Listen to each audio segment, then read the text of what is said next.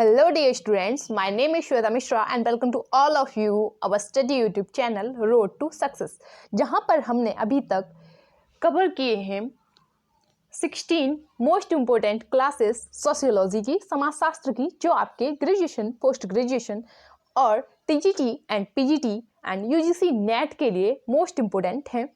इसी के साथ में आज की जो हमारी क्लास है वह है क्लास नंबर 17 है। इससे पहले 16 क्लासेस हो चुकी हैं। अगर अभी तक आपने वो नहीं देखी है तो आप पहले वो देख लीजिए। शुरू करते हैं आज की क्लास। इससे अगर अभी तक आपने चैनल को सब्सक्राइब नहीं किया है तो चैनल को सब्सक्राइब कीजिए, बेल आइकन प्रेस कर लीजिए ताकि नेक्स्ट क्लास का नोटिफिकेशन आपको टाइम से मिल सके। और इस क्लास को ज़्यादा से ज़्यादा अपने फ्रेंड्स के साथ में अपने WhatsApp group, Facebook, Instagram and सभी सोशल मीडिया ऐप्स पे अपलोड कर दीजिए, जिससे कि ज़्यादा से ज़्यादा लोगों की हेल्प हो सके। सो स्टार्ट करते हैं आज की क्लास। हमारा क्वेश्चन नंबर फर्स्ट है, श्रमिक संघ आंदोलन के अग्रणी नेता कौन थे? यह बताना है आपको कि श्रमिक आंदोलन, जो श्रमिक संघ आंदोलन हुआ था उसके अग्रणी नेता यानी कि प्रमुख नेता कौन थे? Option number A, B, C and D कौन सा करेक्ट आंसर होगा यह बताना है आपको। So option number C is a correct answer, B Giri. Next है क्वेश्चन नंबर 52, दहेज अधिनियम किस वर्ष पारित हुआ? यह बताना है आपको कि दहेज अधिनियम किस वर्ष पारित हुआ। Option number A, B and C and D कौन सा करेक्ट आंसर होगा यह बताना है आपको। So option number A is a correct answer, दहेज अधिनियम 1961 1961 में पारित हुआ था। नेक्स्ट है क्वेश्चन नंबर 53। क्वेश्चन नंबर 53 है आपका, परिस्थिति निर्धारण की आर्थिक कसौटी की, परिस्थिति निर्धारण की आर्थिक कसौटी को पहचानिए कि कौन सी होगी आर्थिक परिस्थिति। ऑप्शन नंबर ए, आयु, ऑप्शन नंबर बी, लिंग, ऑप्शन नंबर सी, बंधुता एंड ऑप्शन नंबर डी, संपत्ति। सो option number D is a correct answer, संपत्ति ही आपकी परिस्थिति निर्धारण की आर्थिक कसौटी है। नेक्स्ट है क्वेश्चन नंबर 54, जनमत प्राप्त किया जाता है, जनमत प्राप्त किया जाता है, कैसे प्राप्त किया जाता है यह बताना है आपको। 4 विकल्प दिए गए हैं। ऑप्शन नंबर ए है जनसंचार साधनों से, ऑप्शन नंबर बी है मारपीट तथा धमकियों से एंड ऑप्शन नंबर सी है पारस्परिक संबंधों से एंड ऑप्शन नंबर डी है धन की शक्ति द्वारा। तो ऑप्शन नंबर बी तो बिल्कुल ही बेबुनियाद है, क्योंकि ऐसा तो कभी कुछ करना ही नहीं चाहिए। जनमत आपको कभी भी मारपीट से या धमकियों से प्राप्त नहीं हो सकता। सो option number A is a correct answer, जन संचार साधनों से ही आपको जनमत प्राप्त होता है और यही सही विकल्प है। नेक्स्ट है क्वेश्चन नंबर 55। देखते हैं क्वेश्चन नंबर 55 क्या कहता है, किस प्रजाति समूह की अधिकांश जनजातियों द्वारा तिब्बती चीनी बोलियां बोली जाती हैं? यह बताना है कि किस प्रजाति समूह की अधिकांश जनजातियों द्वारा तिब्बती चीनी बोलियां बोली जाती हैं। ऑप्शन नंबर बी है आपका करेक्ट आंसर। नेक्स्ट है क्वेश्चन नंबर 56। क्वेश्चन नंबर 56 है आपका, मध्य प्रदेश में संख्या के आधार पर कौन सी जनजाति सबसे अधिक है? यह बताना है आपको कि मध्य प्रदेश में संख्या के आधार पर कौन सी जनजाति सबसे अधिक है। ऑप्शन ए है Bhutia and option number B है Gond and option number C है Bhil and option number D है Kol. So option number B, Gond is a correct answer. Next है क्वेश्चन नंबर 57, क्या कहता है देखते हैं। नगर एक ऐसी संस्था है जहां के अधिकतर निवासी कृषि कार्य के अतिरिक्त अन्य उद्योगों में व्यस्त हों, यह परिभाषा किसने दी? यह बताना है कि यह परिभाषा किसने दी है। सो ऑप्शन नंबर बी, वर्गले। ऑप्शन नंबर बी क्या है? वर्गेल। नेक्स्ट है क्वेश्चन नंबर 58, निम्न में से कौन अनुकूलन जनसंख्या सिद्धांत का समर्थक है? कौन है समर्थक यह बताना है आपको।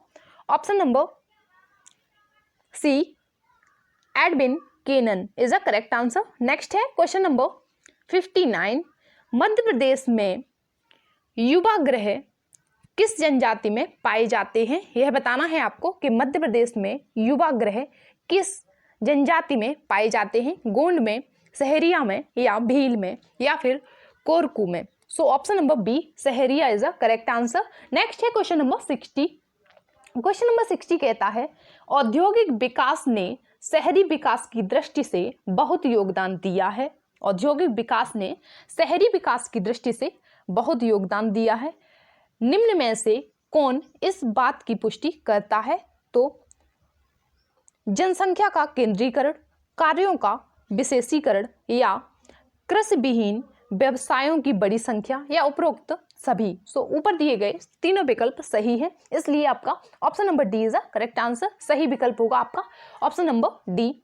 नेक्स्ट क्वेश्चन है क्वेश्चन नंबर 61 है आपका शहरी लोगों की विशिष्टता शहरी समाज की विशेषता है। इसका अर्थ निम्न में से क्या है? यह बताना है कि option number A, B, C, D में से कौन सा सही विकल्प होगा? Option number C is a correct answer. विनम्रता के ऊपरी तौर तरीके, जो विनम्रता के ऊपरी तौर तरीके हैं वह सबसे सही है। नेक्स्ट है क्वेश्चन नंबर 62। नगरवाद को एक विशिष्ट जीवन की प्रवृत्ति के रूप में निम्नलिखित में से किसने वर्णित किया है? यह बताना है आपको कि इनमें से किसने वर्णित किया है। Option number C is the correct answer. R.E. Park ने नगरवाद को विशिष्ट जीवन की प्रवृत्ति के रूप में वर्णित किया है। नेक्स्ट है क्वेश्चन नंबर 63। क्वेश्चन नंबर 63 कहता है कि किसने संस्कृत को अनिवार्यता मानव आवश्यकता की अनुक्रिया के रूप में परिभाषित किया है? यह बताना है आपको। Option number C is a correct answer. B Malinowski is a correct answer. B Malinowski is a correct answer. Next है क्वेश्चन नंबर 64। क्या कहता है देखते हैं। क्वेश्चन नंबर 64 कहता है सामाजिक परिवर्तन की व्याख्या उतार चढ़ाव के रूप में करते हुए सीमाओं का सिद्धांत किसने दिया? यह बताना है आपको कि सीमाओं का सिद्धांत किसने दिया। Pitirim Sorokin is a correct answer. Next है क्वेश्चन नंबर 65। क्वेश्चन नंबर 65 कहता है भारत में ग्रामीण समाज का मुख्य लक्षण क्या है? यह बताना है आपको। ऑप्शन नंबर ए कृषि भारत में ग्रामीण समाज का मुख्य लक्ष्य है। नेक्स्ट है क्वेश्चन नंबर 66। क्वेश्चन नंबर 66 कहता है सामाजिक संरचना का संबंध सामाजिक संगठन के प्रमुख स्वरूपों अर्थात समूहों, समितियों तथा संस्थाओं और इन सब के संकुल से है जो समाज के अंग हैं। यह परिभाषा किसकी है? यह बताना है आपको कि यह परिभाषा किसने दी है। तो नेडेल ने यह परिभाषा दी है। नेक्स्ट है क्वेश्चन नंबर 67। क्वेश्चन नंबर 67 है वह व्यक्ति जो किसी विशिष्ट स्थिति में अपेक्षित कार्य करता है उसे H.M. जॉनसन ने क्या कहा है? यह बताना है। कार्य अधिमोक्ता उसको कहा है। नेक्स्ट है क्वेश्चन नंबर 68। क्वेश्चन नंबर 68 कहता है हम समिति के सदस्य हैं संस्था के नहीं। यह कथन किसका है? यह बताना है आपको कि यह किसने कहा है। तो बॉटोमोर ने यह कहा है। यह कथन जो है वह बॉटोमोर का है। Option number B is a correct answer. Next है question number 69।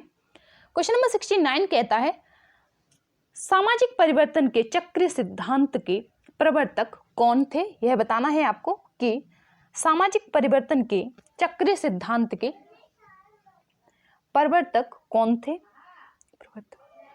So option number A is a correct answer. Next है क्वेश्चन नंबर 70। जब नगरीय जनसंख्या में वृद्धि होती है और संपूर्ण जनसंख्या में नगरीय जनसंख्या का अनुपात स्थिर रहता है तो इसे क्या कहा जाता है? यह बताना है आपको कि फिर इसको क्या कहते हैं। इसको कहते हैं नगरीय वृद्धि। Option number C is a correct answer. Next question है हमारा क्वेश्चन नंबर 71। क्वेश्चन कहता है एक कैलेंडर वर्ष में क वर्ष से कम आयु की मृत्यु शिशुओं की संख्या का 1000 से गुणा करने पर गुणनफल को एक कैलेंडर वर्ष में जन्मे कुल जीवित शिशुओं की संख्या से भाग देने पर निम्नलिखित में से किस दर की प्रसिद्ध होगी। यह बताना है आपको कि निम्न में से किस दर की प्रसिद्ध होगी। तो देखते हैं option number A B C D में से कौन सा करेक्ट होगा। ऑप्शन नंबर ए, शिशु मृत्यु दर का निर्धारण किया जाएगा। नेक्स्ट है क्वेश्चन नंबर 72। क्वेश्चन नंबर 72 कहता है प्राकृतिक चयन का सिद्धांत किसने प्रतिपादित किया। यह बताना है आपको। ऑप्शन नंबर डी, मार्क्स ने प्राकृतिक चयन का सिद्धांत दिया था। नेक्स्ट है क्वेश्चन नंबर 73। क्वेश्चन नंबर 73 कहता है विरोधियों की एकता पाई जाती है। विरोधियों की एकता पाई जाती है, यह कथन किसका है। ऑप्शन नंबर डी, हिंगल का यह कथन है, हिंगल। नेक्स्ट है क्वेश्चन नंबर 74। होमो हिरार्किकस पुस्तक के लेखक कौन है। होमो हिरार्किकस के पुस्तक के लेखक कौन है। ऑप्शन नंबर सी, बेत्तई इसके लेखक हैं। नेक्स्ट है क्वेश्चन नंबर 75। क्वेश्चन नंबर 75 कहता है मॉडर्नाइजेशन ऑफ इंडियन ट्रेडिशन नामक पुस्तक के लेखक कौन है। यह बताना है आपको कि मॉडर्नाइजेशन ऑफ इंडियन ट्रेडिशन नामक पुस्तक के लेखक कौन है। Option number B, M.N. Srinivasan is a correct answer. Next है क्वेश्चन नंबर 76। किसी समाज में एक वर्ग का सर्वाधिक मूलभूत विभाजन मिलता है, कहाँ मिलता है यह बताना है आपको। धनी और निर्धन के बीच। Option number A is a correct answer. Next है क्वेश्चन नंबर 77।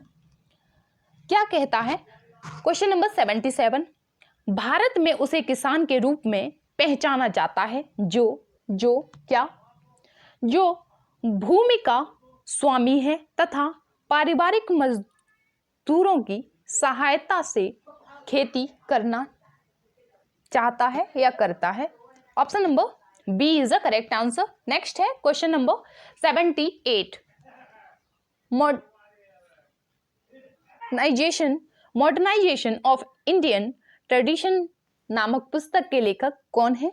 तो अभी हमने इस क्वेश्चन को देखा था, यह रिपीट क्वेश्चन है। क्वेश्चन नंबर 78 का करेक्ट आंसर क्या हो जाएगा, Yogendra Singh is the correct answer.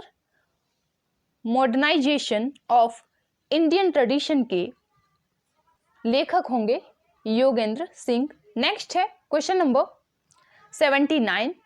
Question number 79 कहता है कौन सी द्वैतिक समूह की विशेषता है। यह बताना है आपको कि द्वैतिक समूह की विशेषता कौन सी है। ऑप्शन नंबर ए, बड़ा आकार is the correct answer. Next है क्वेश्चन नंबर 80। निम्न में से किस विद्वान ने यह कहा है कि जनसंख्या वृद्धि के साथ उत्पादन में भी वृद्धि होती है। यह किसने कहा है, यह बताना है आपको। So option number C is the correct answer, Edward best. Next है क्वेश्चन नंबर 81। क्वेश्चन नंबर 81 में पूछा है खला क्या है। तो क्या है खला। खला एक पत्नी द्वारा संबंध विच्छेद की मांग जिसके लिए पति की अनुमति आवश्यक है। Option number A is the correct answer. Next है क्वेश्चन नंबर 82 क्वेश्चन नंबर कहता है यदि किसी कानून या नियम के विरोध में नागरिक अशांति में लग जाए तो यह अभिव्यक्ति है। कौन सी अभिव्यक्ति है यह बताना है। ऑप्शन नंबर डी, गुटबंदी की। नेक्स्ट है क्वेश्चन नंबर 83। क्वेश्चन नंबर 83 कहता है बृहत नगर का अर्थ होता है मेगालोपोलिस का अर्थ क्या होता है यह बताना है आपको। मेगालोपोलिस का अर्थ क्या होता है। ऑप्शन नंबर बी, दो या अधिक महानगरीय क्षेत्रों के विलय से निर्मित अति विशाल नगर जहां बृहद नगरीय क्षेत्र का विस्तार हो रहा है उसे क्या कहते हैं, बृहद नगर या मेगालोपोलिस कहते हैं। नेक्स्ट है क्वेश्चन नंबर 84। ऐसे व्यक्तियों का समूह जो एक ही रसोई में बना भोजन करते हैं संयुक्त परिवार की प्रमुख विशेषता है। यह कथन किसका है कि ऐसे परिवार को जो एक ही रसोई का बना हुआ भोजन करते हैं संयुक्त परिवार कहलाते हैं। यह कथन किसका है, यह बताना है आपको, किस विद्वान का यह कथन है। So option number A doctor Irawati Karve. Next है क्वेश्चन नंबर 85। क्वेश्चन नंबर 85 कहता है प्रत्येक स्थान पर समाज आर्थिक उत्पादन के क्रम में उपलब्ध मानव संसाधनों को जिन आधारों पर बांटते हैं वह हैं, क्या है? आयु, लिंग, शारीरिक क्षमताएं या औपचारिक योग्यताएं। सो ऑप्शन नंबर डी औपचारिक योग्यताएं is a correct answer. Next है क्वेश्चन नंबर 86। क्वेश्चन नंबर 86 कहता है सामाजिक परिवर्तन निम्न में से कौन नहीं चाहता है। यह बताना है कि नीचे दिए हुए विकल्पों में से सामाजिक परिवर्तन निम्न में से कौन नहीं चाहता है। सॉरी, बच्चे आ गए थे, हमारा भतीजा है छोटा सा, और उससे हम कितना भी कहते हैं कि वो शांत रहे, लेकिन जब हम पढ़ाएंगे तब वो जरूर आएगा चिज्जी लेने के लिए, तो इसीलिए वो पास में आ गया था, इसलिए sorry to disturb you. And start करते हैं। ऑप्शन क्या है हमारे, देखते हैं। ऑप्शन ए है युवा वर्ग, एंड ऑप्शन नंबर बी है शिक्षित लोग, एंड ऑप्शन नंबर सी है स्वार्थ समूह, एंड ऑप्शन नंबर डी है राजनीतिक लोग। सो ऑप्शन नंबर डी राजनीतिक लोग is the correct answer. Next है क्वेश्चन नंबर 87। क्वेश्चन नंबर 87 कहता है पंचायती राज्य की त्रिस्तरीय व्यवस्था निम्नलिखित में से किसके द्वारा अनुशासित है। यह बताना है कि त्रिस्तरीय व्यवस्था जो है, त्रिस्तरीय व्यवस्था किसके द्वारा अनुशासित है, यह बताना है आपको। So option number A is a correct answer, Balwant Rai Mehta समिति। नेक्स्ट है क्वेश्चन नंबर 88। निम्नलिखित कथनों में से कौन सा सही नहीं है, यह बताना है आपको कि इन विकल्पों में से कौन सा विकल्प सही नहीं है। So option number A is a correct answer, यह विकल्प आपका सही नहीं होगा। तीनों स्टेटमेंट बाकी के सही हैं। देखते हैं क्या कहता है यह विकल्प। जनसंख्या की विषम जातीयता नगरीय समुदाय की एक विशेषता है, यह आपका विकल्प सही नहीं होगा, बाकी के तीनों सही है। नेक्स्ट है क्वेश्चन नंबर 89। क्वेश्चन नंबर 89 कहता है बाल विवाह के लिए कौन सा तत्व जिम्मेदार नहीं है। यह बताना है आपको कि कौन सा तत्व जिम्मेदार नहीं है। दहेज, औद्योगिकीकरण या अनुलोम विवाह या संयुक्त परिवार व्यवस्था। So option number B is a correct answer, औद्योगिकीकरण is a correct answer. Next है क्वेश्चन नंबर 90। एक व्यक्ति के रक्त से संबंधित सभी रिश्तेदार जिसमें पितृ और मातृ दोनों पक्षों के संबंधी होते हैं उसे क्या कहते हैं, यह बताना है आपको। So option number A B C D में से कौन सा करेक्ट होगा। ऑप्शन नंबर सी पितृ बंधु। यह प्रश्न हम पहले भी डिस्कस कर चुके हैं कि एक व्यक्ति के रक्त से संबंधित सभी रिश्तेदार जिसमें पितृ और मातृ दोनों पक्षों से संबंधी होते हैं क्या कहे जाते हैं, क्या कहलाते हैं, यह बताना था आपको। तो पितृबंधु कहलाते हैं। इसी के साथ में हमारे 90 क्वेश्चन कवर होते हैं। अब देखते हैं क्वेश्चन नंबर 91 क्या कहता है। समाजशास्त्र के अध्ययन का केंद्र है, क्या है। क्वेश्चन नंबर 91 कहता है समाजशास्त्र के अध्ययन का केंद्र क्या है। सो ऑप्शन नंबर ए है आदिम मनुष्य, ऑप्शन नंबर बी है सामाजिक समूह, and option number D C है पूंजी प्राप्त करने वाला मनुष्य, एंड ऑप्शन नंबर डी है व्यवहारिक सदस्य के रूप में मनुष्य। So option number B is a correct answer, सामाजिक समूह। नेक्स्ट है क्वेश्चन नंबर 92। देखते हैं क्वेश्चन नंबर 92 क्या कहता है। निम्न में से किसे नगरीय समाजशास्त्र का विशेषज्ञ माना जाता है, यह बताना है आपको। So option number B option number A is the correct answer.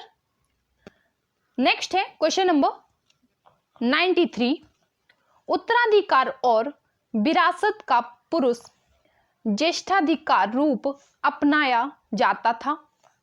यह भी क्वेश्चन आपके यूजीसी नेट में पूछा जा चुका है। सो आंसर क्या होगा? ऑप्शन नंबर ए, नंबूदरी ब्राह्मणों में, जो नंबूदरी ब्राह्मण थे उसमें क्या किया जाता था? उत्तराधिकारी और विरासत का पुरुष ज्येष्ठाधिकार रूप अपनाया जाता था। नेक्स्ट है क्वेश्चन नंबर 94, क्या कहता है? अनुसूचित जाति शब्द का सर्वप्रथम प्रयोग किसके द्वारा किया गया? यह भी आपका क्वेश्चन पूछा जा चुका है।